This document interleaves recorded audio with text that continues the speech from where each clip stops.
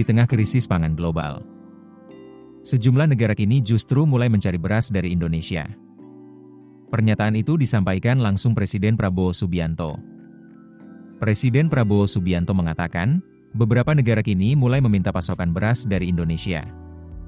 Pernyataan itu disampaikan saat meresmikan operasionalisasi 1061 koperasi desa dan kelurahan Merah Putih di Kabupaten Nganjuk, Jawa Timur. Menurut Prabowo, kondisi pangan global saat ini sedang mengalami tekanan serius.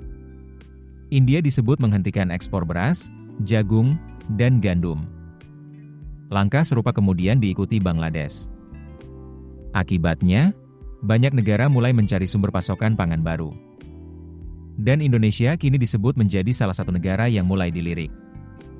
Prabowo mengatakan, negara-negara yang sebelumnya dianggap lebih maju kini justru datang ke Indonesia untuk membeli beras. Menurutnya, situasi ini menunjukkan pentingnya ketahanan pangan di tengah ketidakpastian global. Meski membuka peluang ekspor, Prabowo menegaskan pemerintah tetap memprioritaskan kebutuhan rakyat dalam negeri. Ia meminta agar penjualan beras ke luar negeri tidak dilakukan dengan harga terlalu murah. Karena menurutnya, petani Indonesia tidak boleh dirugikan demi kepentingan ekspor. Prabowo bahkan mengungkapkan ada negara yang meminta potongan harga besar saat ingin membeli beras dari Indonesia. Namun pemerintah diminta tetap berhati-hati menentukan harga jual. Prabowo juga menegaskan bahwa swasembada pangan menjadi modal penting Indonesia menghadapi situasi global saat ini. Menurutnya, pangan adalah persoalan hidup dan mati sebuah bangsa. Dalam kesempatan yang sama, Menteri Koordinator Bidang Pangan Zulkifli Hasan menyebut produksi beras Indonesia pada 2025 mencapai 34,69 juta ton dan berada dalam kondisi surplus. Selain membahas pangan, Prabowo juga meresmikan lebih dari 1.000 koperasi desa dan kelurahan Merah Putih di berbagai daerah. Koperasi tersebut disebut sudah dilengkapi gudang, sistem distribusi, hingga kendaraan logistik.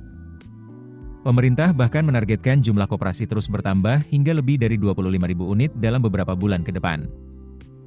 Di tengah krisis pangan global, Indonesia kini disebut mulai dilirik banyak negara sebagai pemasok beras. Namun pemerintah menegaskan, ketahanan pangan nasional dan perlindungan petani tetap menjadi prioritas utama. Situasi ini sekaligus menjadi ujian, apakah Indonesia benar-benar siap menjadi kekuatan pangan baru di tengah ketidakpastian dunia. Keputusan bisnis terbaik datang dari data, bukan tebakan. Mudah berlangganan Business Insight dengan subscribe with Google.